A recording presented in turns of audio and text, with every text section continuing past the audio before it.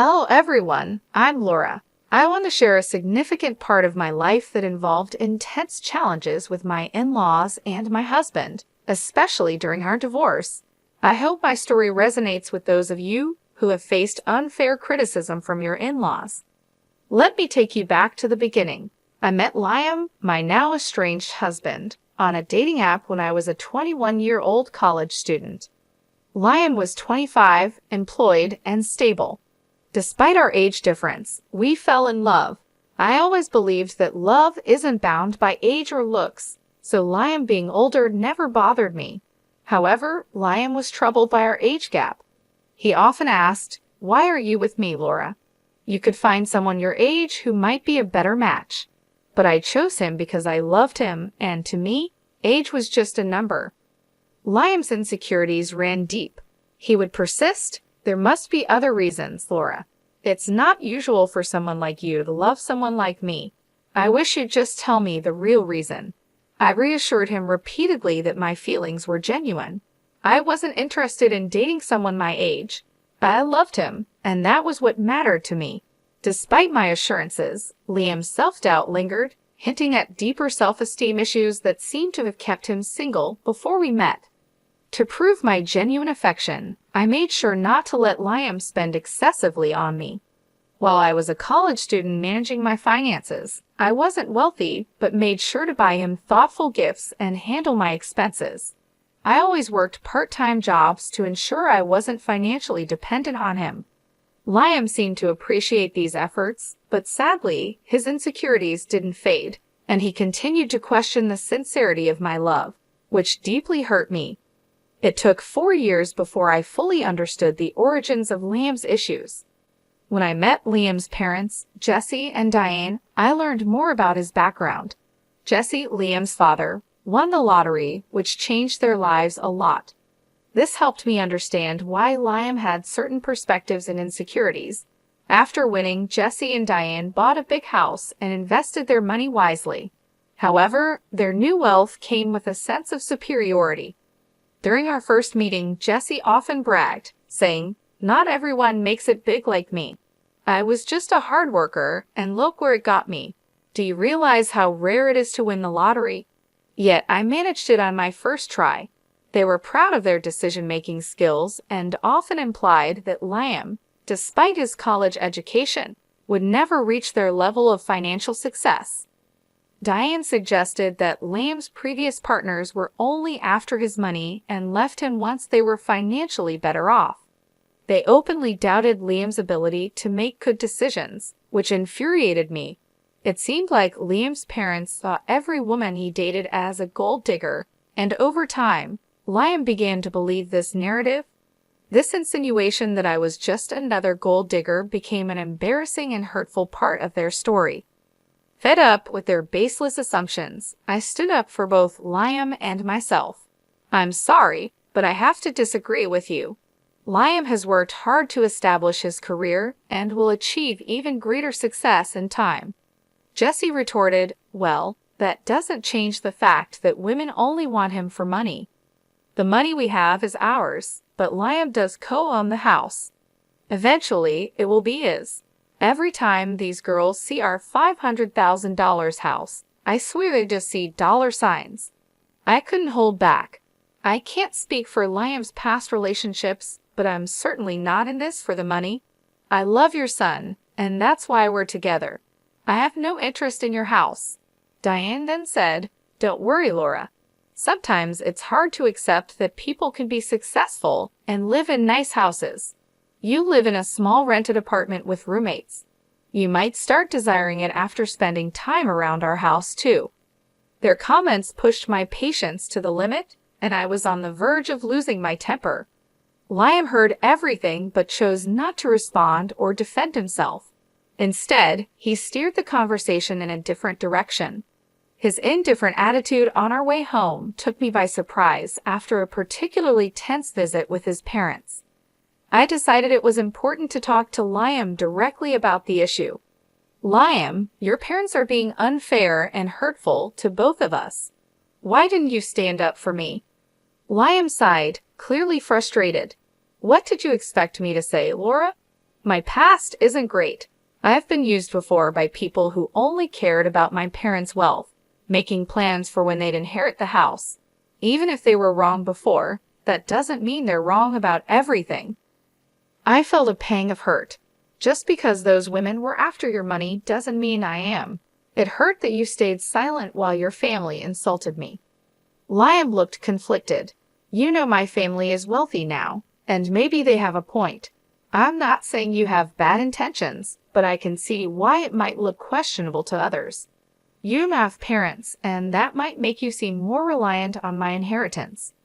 His words were almost too much to bear. What you're suggesting is absurd, Liam.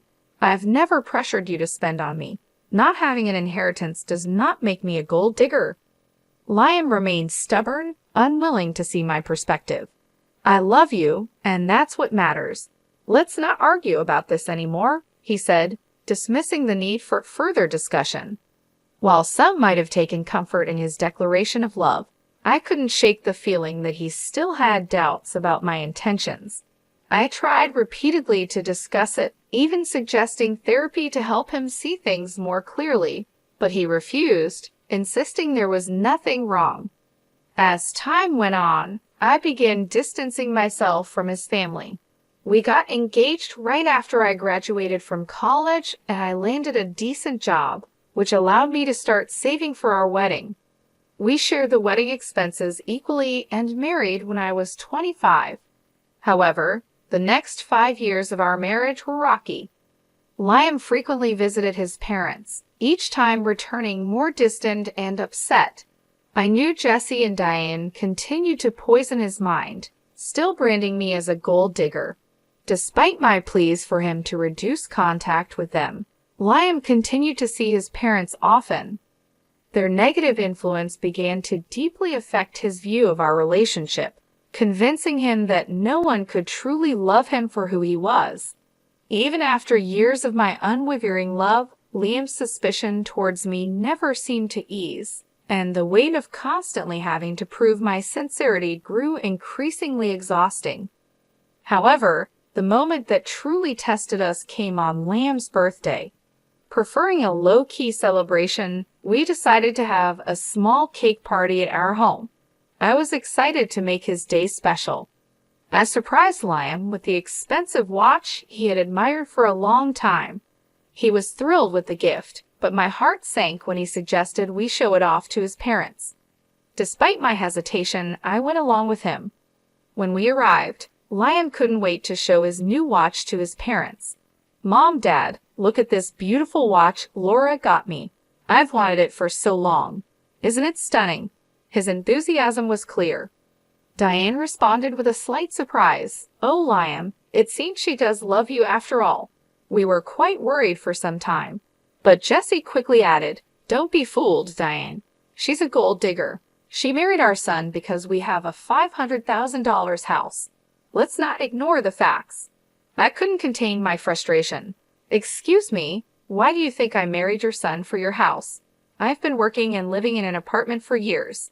Besides, if age was a concern, why would I marry someone older unless I truly loved him? I assure you, I didn't marry Liam for his money or your house. I married him because I love him. Surely Liam can confirm that, right? To my astonishment, Liam remained silent. His reluctance to defend me in front of his accusing parents was deeply unsettling. I felt increasingly isolated as he avoided making eye contact, sinking under their harsh assumptions. Pushed to my limit, I confronted him. Liam, why aren't you saying anything? Your parents have always labeled me a gold digger. How will they ever see the real me if you don't speak up? Why are you so quiet? Tell them they're wrong. Liam's hesitation was palpable. He muttered, I don't know what you want me to say, Laura. Maybe my parents aren't completely wrong. There might be a possibility that his words trailed off, but the implication was clear. This doubt, this inability to stand by me, was more than just a simple misunderstanding. It was a fundamental crack in the foundation of our relationship, casting a shadow over our love and my place in his life. Liam's birthday celebration quickly turned sour. I was astounded by the accusations flying my way. Are you serious right now, Lamb? You believe I married you for your assets. His parents chimed in, their suspicion clear. Oddly, you've never thought about buying a house, have you? For someone renting, owning a home should be a top priority. You haven't even talked about it with him. Our place is out of your price range. You could never afford something like this on your own, so marrying Liam and settling here seems more logical. Liam looked at me with a mix of doubt and confusion. Yeah, Laura, why would you marry me? You might have feelings for me, but I think there's more to it than just love. I was left speechless by their words. All the love and affection I had felt for Liam seemed to disappear instantly. Both my in-laws and my husband saw me as nothing more than a gold digger. While the skepticism from his parents was hurtful, Liam's agreement cut the deepest. At that moment, I decided to end our marriage. I didn't reveal my decision right away. Instead, I waited for the right moment. Once Liam and I were back home, I contacted a lawyer and began the divorce process. The lawyer assured me that everything would be ready within a week. Meanwhile, I moved into a separate room to give myself some space. Liam thought I was just cooling off and had no idea of my intentions. When the divorce papers were ready, I gathered my belongings and left. Liam, clearly distressed, called me in a panic. I told him to meet me at a specific address and to bring his parents. Despite his confusion, he complied. As they arrived, I stood waiting on the porch of a stunning house. Their expressions shifted to surprise as they took in the scene. You must be wondering why I brought you here, I said, gesturing to the luxurious surroundings. It's a beautiful house, isn't it? No one can compare their home to this one. It's worth around $5 million in today's market. Quite expensive, right? The dramatic setting was my way of showing them that their accusations and suspicions were unfounded. I was not the person they thought I was, and I needed to make that clear in the most unforgettable way. But it's worth every penny, I said, gesturing toward the lavish interior of the house, which also boasted furniture worth millions. What is this place, Laura? I don't understand why you have access to such a house, Liam asked, puzzled. Why don't you all come in so we can talk properly? I can't explain everything standing here on the porch, I suggested, brushing off their astonishment as I led them inside. They followed, their eyes widening in awe at the opulent decor. As we settled into the plush sofas, I took a deep breath, ready to address the elephant in the room. I've made a decision, and that's why we're here. I filed for divorce, I stated, handing over the papers. We can proceed with an uncontested divorce if you agree. What? I don't understand. Why are you filing for divorce? Liam's voice was a mix of confusion and concern. It's simple, I replied. I said, my voice steady despite the storm of emotions inside me. You and your parents think I'm a gold digger. You believe I married you for your house and money. Despite everything I've said, you've refused to listen. So it's better for everyone if I leave, sparing you from what you deem my gold-digging tendencies. You're considering divorce just because my parents spoke what they believed to be the truth. That's ridiculous, Liam retorted, disbelief coloring his tone. I think it's for the best, I replied, firm in my resolve. His mother, watching the exchange with an unreadable expression, chimed in. If she's so adamant, you should just sign the papers, Lamb. Then at least you can find someone who truly loves you. Why did you bring us to this house, Laura? Do you expect me to buy this for you as part of our divorce settlement? Liam asked, suspicion in his voice.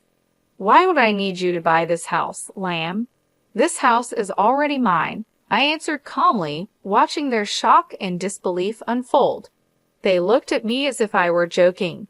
How on earth can you afford a house like this? Your renting and your job isn't enough to cover something like this.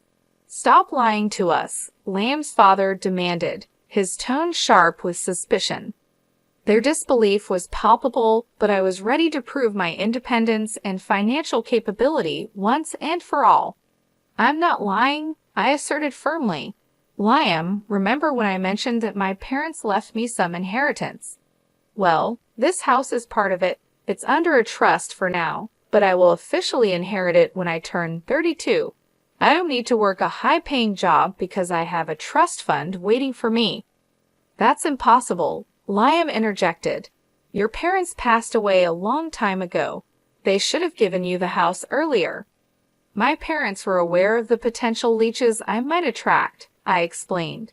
So they instructed me never to disclose the house or the trust fund to anyone. They wanted to keep everything safe until I turned 32.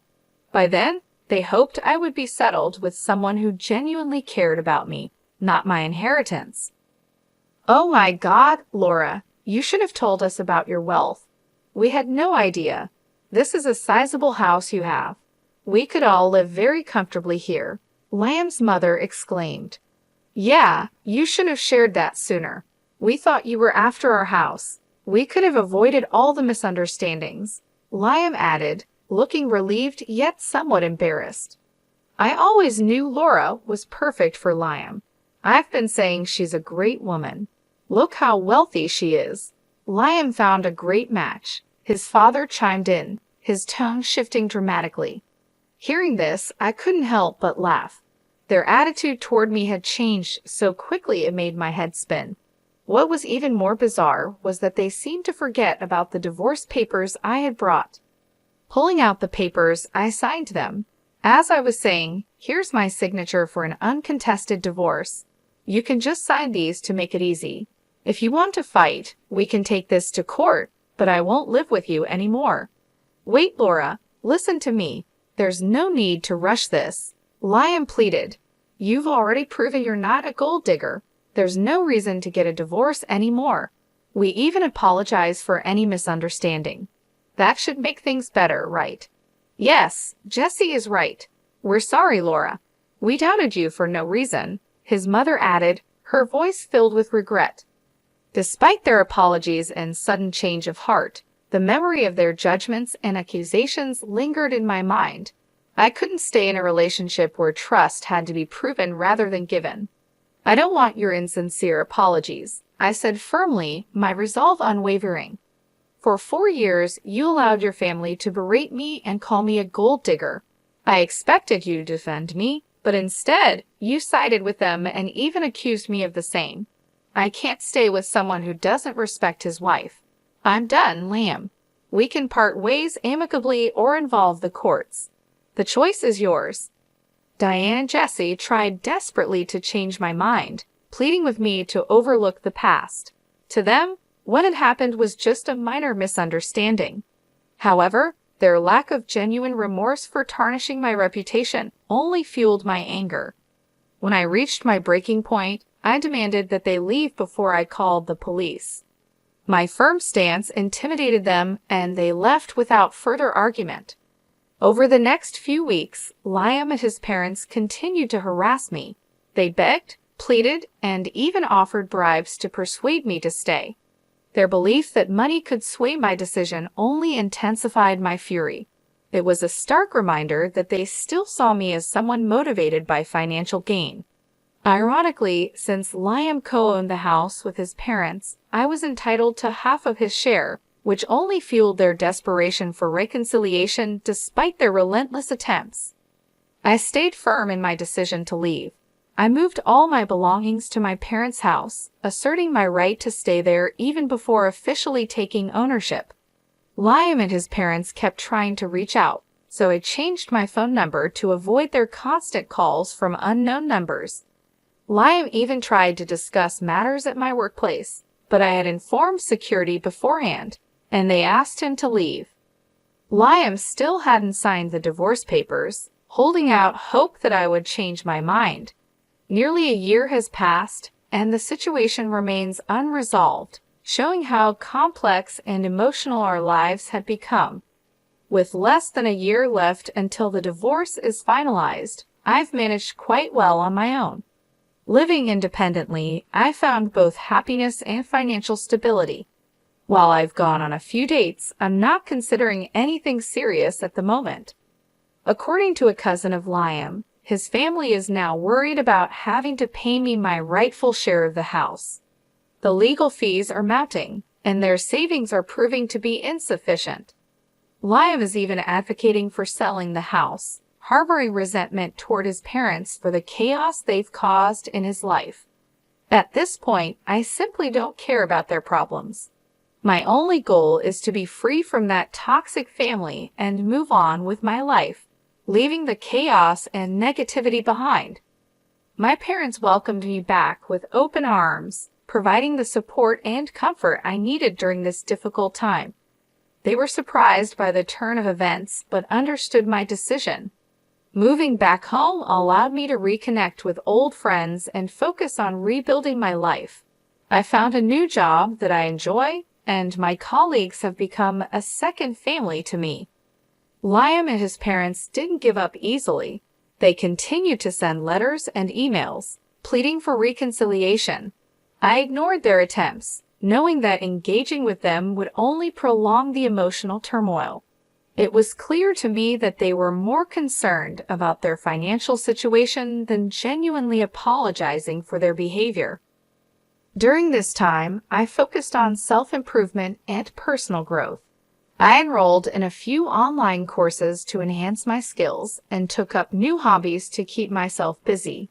I also started therapy to help process my emotions and ensure I was making the best decisions for my future. My therapist helped me see that walking away from a toxic relationship was the right choice, and I began to feel more confident in my decision. As the divorce process dragged on, I made sure to document everything. I kept detailed records of all communications and interactions with Liam and his family. This meticulous approach proved helpful as my lawyer navigated the legal complexities of the case. It also gave me a sense of control over a situation that had felt so overwhelming. Despite their relentless attempts to win me back, I stood my ground. I knew that returning to Liam would mean subjecting myself to more years of distrust and manipulation. I deserved better than that, and I was determined to create a life free from their influence. Liam's cousin kept me updated on their financial struggles. The mounting legal fees and the prospect of losing the house were taking a toll on them. I felt a sense of vindication knowing that they were facing the consequences of their actions. However, I also knew that my happiness didn't depend on their suffering. I was focused on my own journey and the positive changes I was making in my life. Eventually, Liam agreed to sign the divorce papers. The relief I felt was immense. It marked the end of a painful chapter and the beginning of a new one. With the legal process finally moving forward, I could see a clear path to freedom and peace. In the end, I emerged stronger and more resilient. The experience taught me valuable lessons about self-worth and the importance of standing up for myself.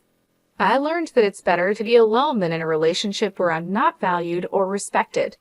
Moving forward, I promised myself to never settle for anything less than I deserved. Leaving Liam and his family was the best decision I ever made.